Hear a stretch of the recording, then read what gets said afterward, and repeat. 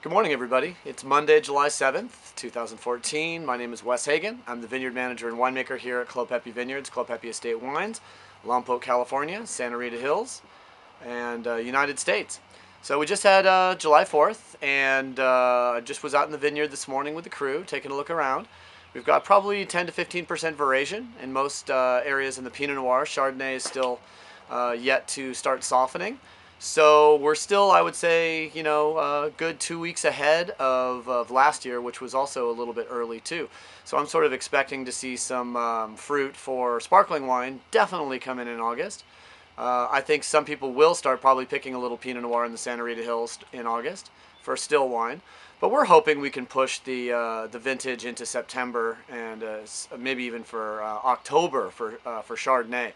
So that's kind of what's happening in the vineyard right now. In the next few weeks, I expect to take you guys out, look at the fruit as it begins to color up. But for today, I was going to kind of talk a little bit about something I was thinking about over July 4th weekend, which are sort of the common misconceptions about wine and what's keeping America from developing a real wine culture.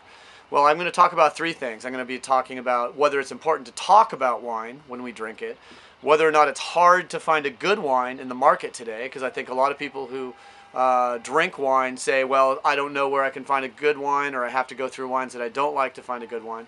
And the last misconception I was going to talk about is that only experts know what a good wine tastes like. So today we're going to rip through these three things real quick as the fog begins to break in the Santa Rita Hills and we warm up again into sort of the mid 70s to high 70s today. So do we need to talk about wine? It's a good question. I mean, I know a lot about wine. I talk about wine for a living. It's a little ironic that I tell my customers, oh, you don't need to talk about wine while I'm talking about wine. But I think what I'm saying is when you get to table and you open a bottle of wine, I think there's a European tradition that the last thing you talk about at table when you're drinking a bottle of wine is the actual wine that you're drinking. So what I'm going to say is wine should lead to talking about everything except itself. I would much rather talk about my dogs, my family, what I did over the weekend. Wine brings people together. It doesn't need to be the basis of what you're talking about. Now, obviously, if you're at a wine dinner and you expect to have some conversation about wine, that's one thing. But in general, I think we fundamentally misread French wine culture thinking we need to talk about wine. I think, again, wine is supposed to bring us to table so we can talk about all the things that we love, to engage in what I like to call the last meaningful analog ritual of putting our after we take a picture of the beautiful meal with the wine we're having and putting it out on Instagram, put your damn phone away and make eye contact with some human beings and get back to what it really means, to be a human being on the planet Earth, spinning 70,000 miles an hour through, around the sun. So again, I don't think we need to talk about wine. I think we need to drink wine. I think we need to have some fun. Is it hard to find a good wine? Not at all. You can almost buy any wine from the supermarket these days or any wine from a wine shop. Taste any wine, buy the glass. First of all, if it's at a restaurant, someone tasted it and liked it enough to put it on the list, because believe me, restaurants get hundreds of wines sometimes a week to choose from, and they may only choose two or three.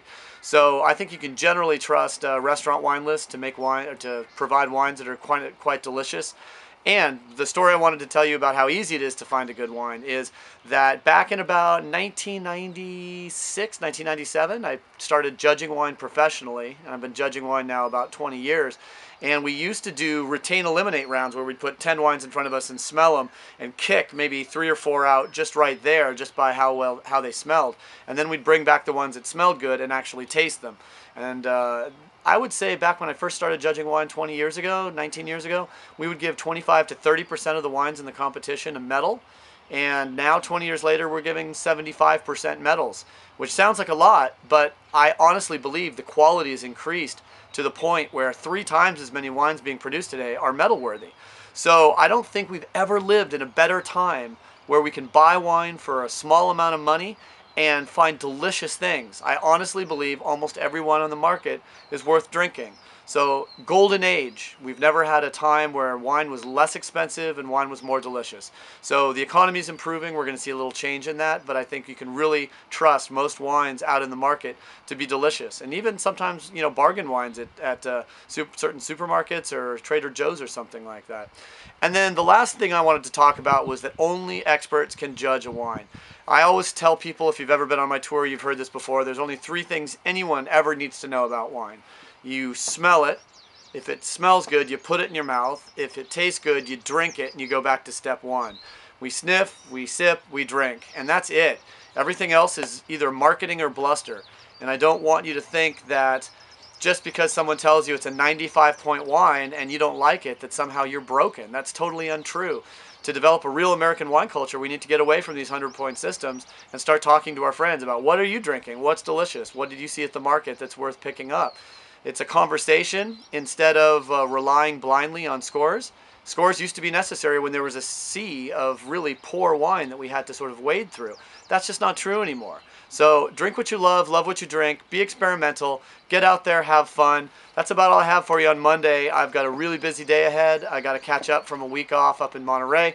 So I hope you guys have a wonderful time. If you're in California, enjoy this wonderful sunny weather. And we will talk to you next Monday. And thanks for watching.